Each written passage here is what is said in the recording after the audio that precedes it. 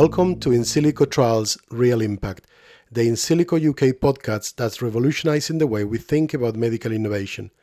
I'm Professor Alejandro Frangi from the University of Manchester, and I'll be your guide through this fascinating world of in-silico technologies. In each episode, we'll dive into cutting-edge research and groundbreaking news that are shaping the future of medical product development and regulation. From computational modeling to simulated clinical trials, we are exploring how digital approaches are transforming healthcare, making it safer, more efficient, more equitable, and incredibly precise. So, whether you're a researcher, regulator, a member of the public, or a patient representative, or simply curious about the future of medicine, tune in as we unravel the complex world of in-silico methods and their real-world impact. Get ready to discover how computer-simulated trials are leading to very real breakthroughs in patient care.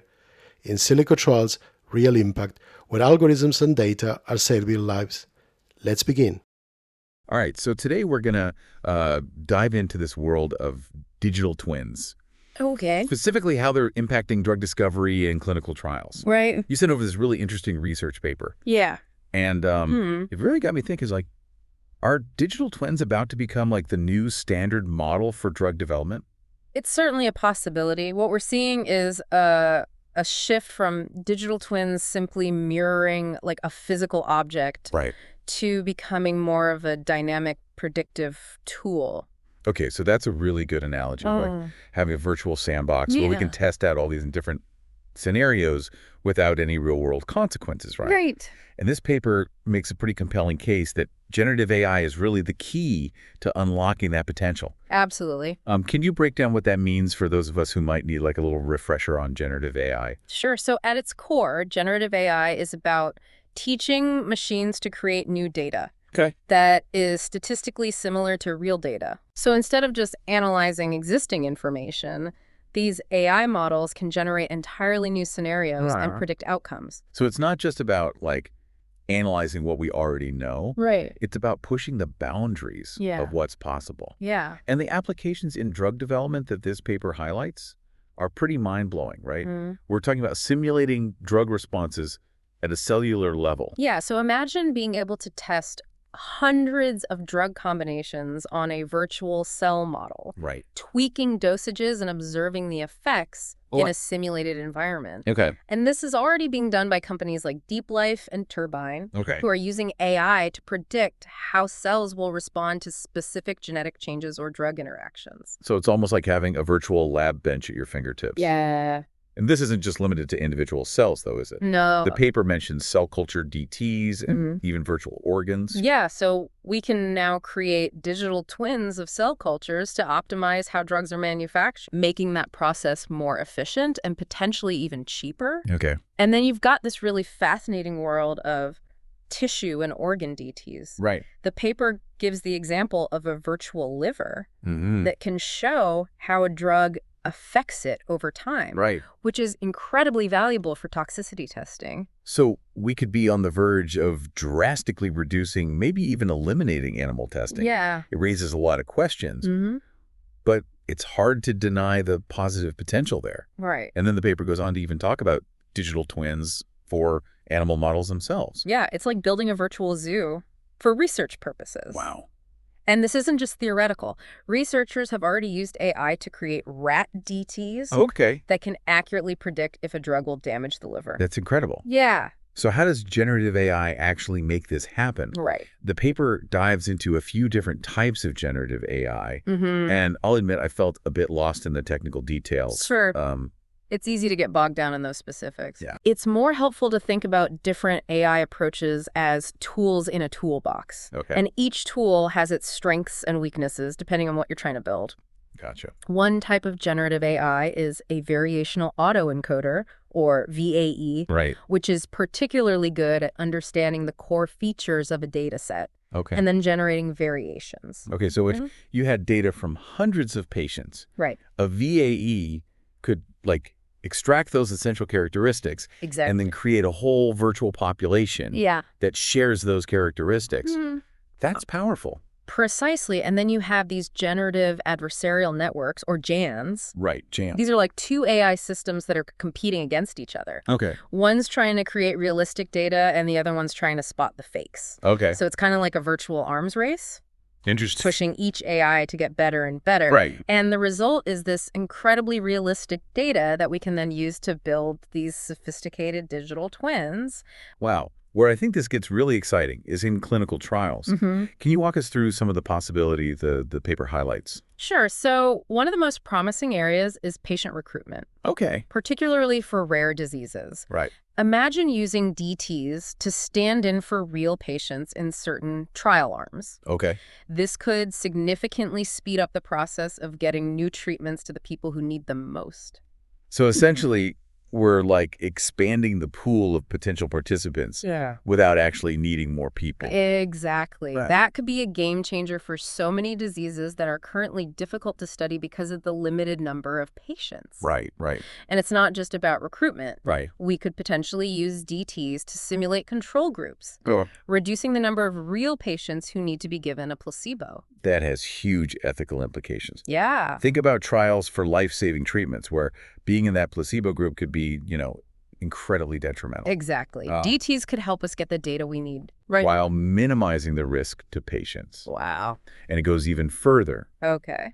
Imagine using a DT to predict potential side effects before a drug is even given to a real patient. It's like having a personalized early warning system for each patient. Yeah. That's incredible. But if this technology is so powerful, why aren't DTs already being used in every clinical trial? Right. And the paper does mention some companies that are already working in this space. Okay. Unlearn AI is one example. Okay. They're using a specific type of neural network to create DTs for clinical trials. Okay. But what's interesting is that the type of neural network they're using is actually considered a bit older and less sophisticated. So it's almost like they're building a skyscraper with hand tools instead of heavy machinery. Right. It's impressive. Yeah. But it does show how much room there is for this technology to really evolve. Right. But the paper also talks about some of the challenges, and I'm guessing those challenges are why we're not seeing DTs everywhere just yet. Right. The biggest hurdle is data. Okay. Generative AI needs massive amounts of data to learn. Right. And high-quality healthcare data can be hard to come by, Right. especially for specific diseases. Yeah. It's like trying to build a detailed map of the world with only a few scattered photographs. Okay. We need a much richer, more comprehensive picture Right. to create DTs that can truly represent the complexity of human biology. And then there's the black box problem. Right. How do we know why an AI makes a specific prediction? Yeah, that lack of transparency can be a major obstacle to trust, Right. especially when it comes to healthcare. Yeah. If a doctor is going to make a decision based on a DT's prediction, Right. they need to understand the reasoning behind it. It's like a doctor giving you a diagnosis without explaining how they reached that conclusion. Exactly. You'd want more information before you just accepted it. Right. Right. Exactly. And of course, there's the regulatory side of things. Right. The FDA is still figuring out how to evaluate and approve these models for clinical use. It's a rapidly evolving field. Yeah. And there's a lot of work to be done to ensure that DTs are being used safely and effectively. Absolutely. So it sounds like we're at a tipping point with this technology. There's incredible potential, Yeah. but we're still grappling with some significant challenges. That's a great way to put it. So despite those challenges, what does the future of DTs look like? Well, the future of DTs is incredibly bright. Okay. The paper even talks about the possibility of a foundation model for DTs, Okay. one AI that could be adapted for any application in drug discovery and healthcare. That's a fascinating concept. Yeah. One AI that could be used to create DTs for individual cells, organs, even whole patients.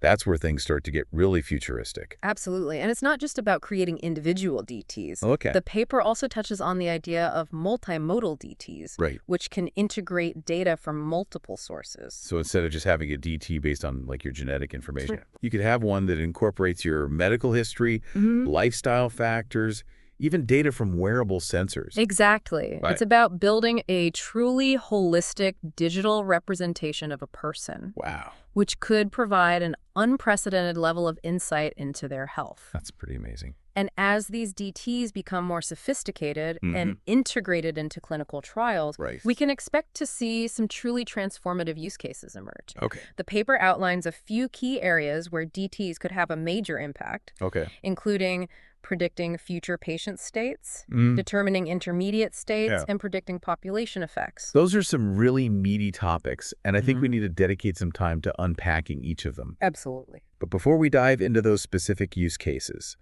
let's take a quick step back and talk about the broader implications of this technology. Because it's important to remember that DTs aren't just about developing new drugs faster. Right. It's about improving patient care and potentially even preventing diseases before they take hold. Yeah. Imagine a future where every patient has a DT that's constantly monitoring their health, identifying potential risks, and providing personalized recommendations for treatment and lifestyle changes. It's a powerful vision. It is a pretty powerful vision. But as with any powerful technology, there are ethical considerations we need to be mindful of as DTs become more integrated into our lives. Yeah, absolutely. Questions of privacy, data security, and algorithmic bias all need to be carefully addressed as this technology evolves. And I think that's a perfect segue into our next segment, where we'll explore those ethical considerations in more depth. But before we do, I want to pause and give you, our listener, a chance to reflect. Yeah. What are your initial reactions to all of this? Does the idea of having your own DT excite you, concern you, or maybe a bit of both? We'd love to hear your thoughts. And we'll be back to dive deeper into the ethical implications of DTs and explore those exciting use cases in clinical trials. Absolutely. Okay, so let's unpack some of those use cases we touched on earlier, starting with predicting future patient states. Right. We're essentially talking about using digital twins to model how a patient's condition might evolve over time. So it's almost like having a crystal ball. Right. But one that's grounded in like data and AI instead of magic. Exactly. And the paper suggests that this could have a huge impact on clinical trials. Yeah. How so? So imagine being able to use a DT to simulate what would happen if a patient in a trial continued on a certain treatment.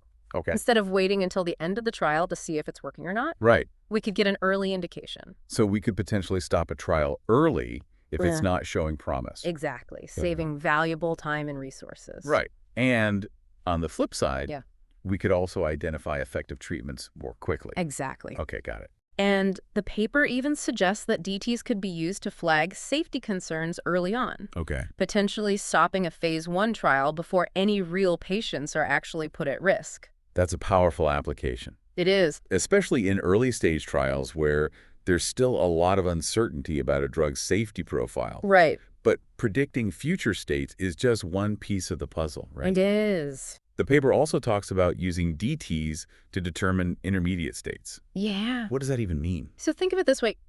Typically, we only have these snapshots of a patient's health at specific points in time.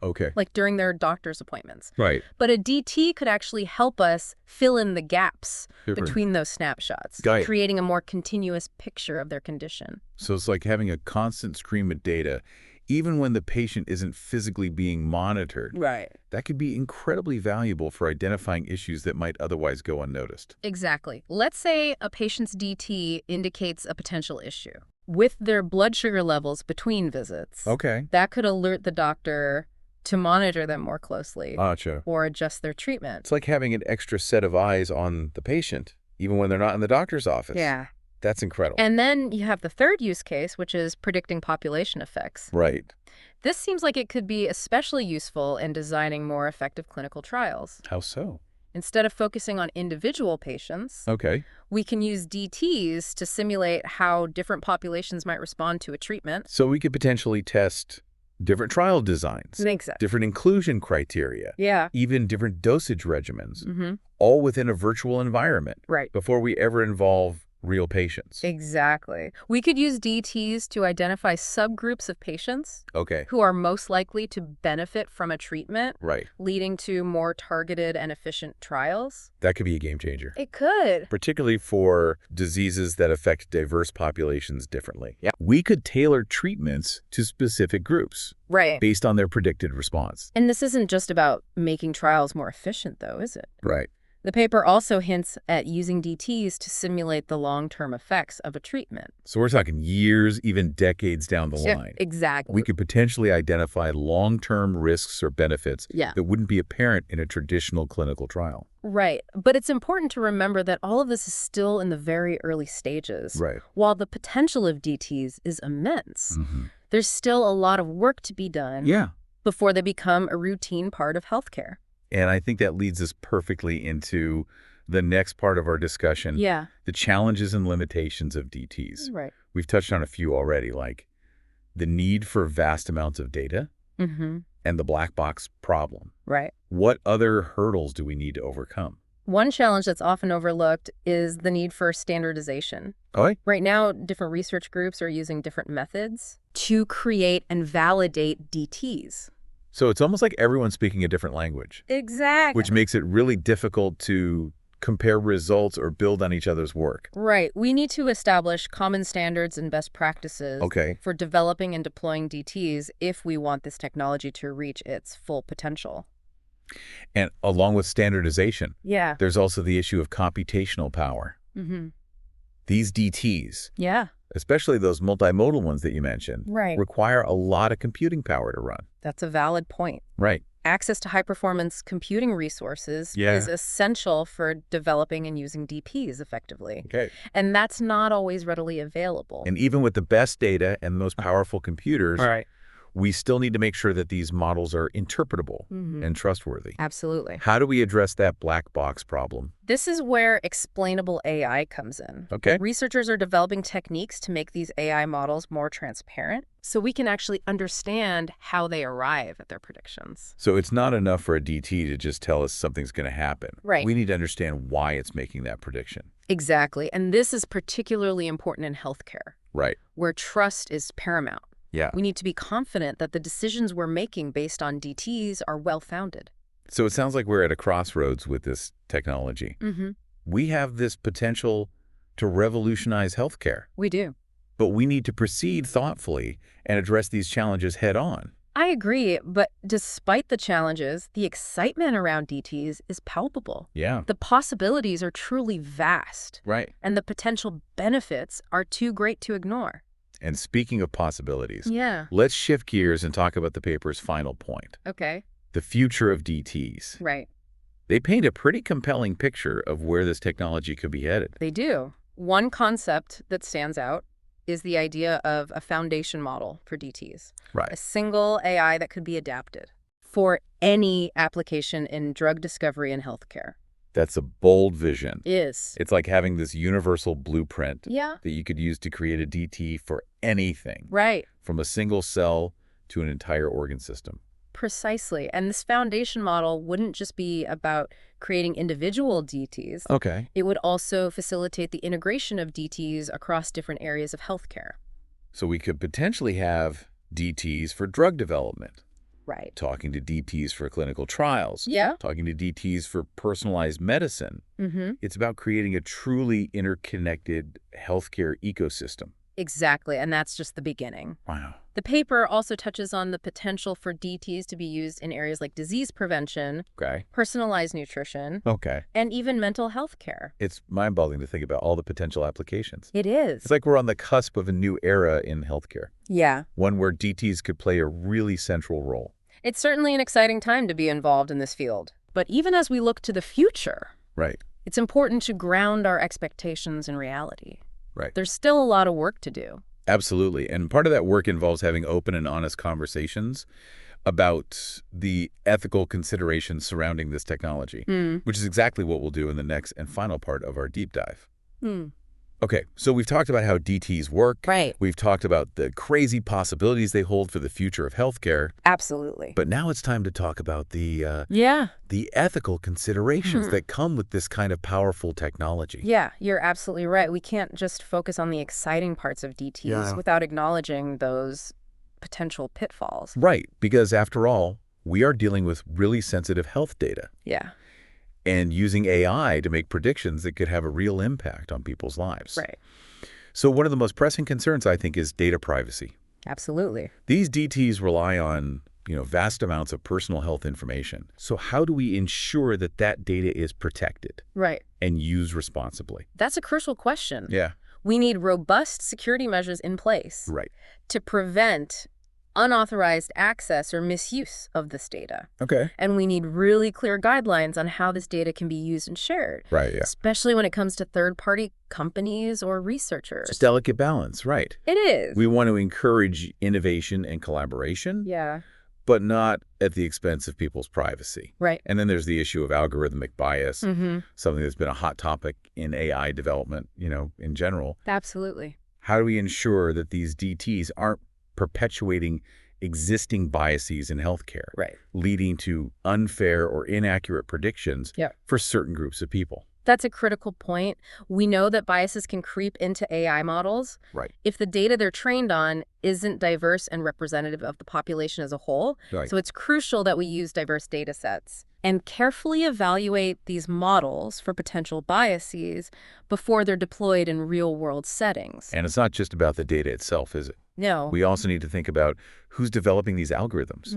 Who's making decisions about how they're used and whose perspectives are being represented in that process. Exactly. Diversity in the field of AI development is key to mitigating bias. And this is where transparency comes in. Yeah, absolutely. We need these open and honest conversations about how these models are being built, how they're being evaluated, and what steps are being taken to address potential biases. Trust is paramount in healthcare.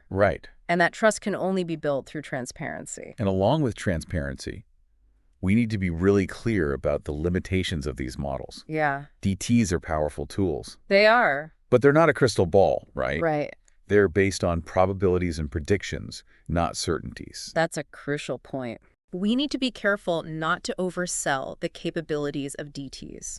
Or treat their predictions as gospel. They're tools to inform decision-making. Not to replace human judgment altogether. Exactly. Doctors and patients need to understand the limitations of these models and use them as part of a broader, more holistic approach to healthcare. And this brings up another ethical consideration, access and equity. If DTs become the standard of care, how do we ensure that everyone has equal access to this technology? Regardless of their socioeconomic status or their geographic location. That's a valid concern. We need to make sure that DTs don't exacerbate existing health disparities or create new ones. This means thinking about cost, accessibility, and infrastructure. We need to make sure that everyone who could benefit from this technology has the opportunity to do so. So it sounds like we have a lot of ethical homework to do. We do. As we, move further into this uncharted territory of DTs in healthcare. It's a sign of responsible innovation. It is. We're not just blindly rushing forward with this technology. Right. We're pausing to ask the tough questions. Why? And grapple with the ethical dilemmas. And ultimately, I think that's what will determine the success of DTs in healthcare. I agree. It's not just about the technology itself. Right. It's about how we use it, how we govern it, and how we ensure that it benefits, all of humanity. Absolutely. It's a tall order, but I am optimistic that we can rise to the challenge. Me too. This is a defining moment for healthcare. And it's up to all of us to shape the future of DTs in a way that's ethical, equitable, and truly transformative. Well, on that note, I want to thank you for joining us on this deep dive into digital twins. It's been a pleasure. We've only scratched the surface of this really complex and fascinating topic. We have. But hopefully this has given you some food for thought and sparked your curiosity to learn more. If this deep dive has left you with questions, or if there's a specific aspect of DTs you'd like us to explore further, don't hesitate to reach out. We're always eager to dive deeper. Absolutely. And keep the conversation going. Until next time, stay curious, stay informed, and keep exploring the frontiers of science and technology. Absolutely. This is The Deep Dive signing off.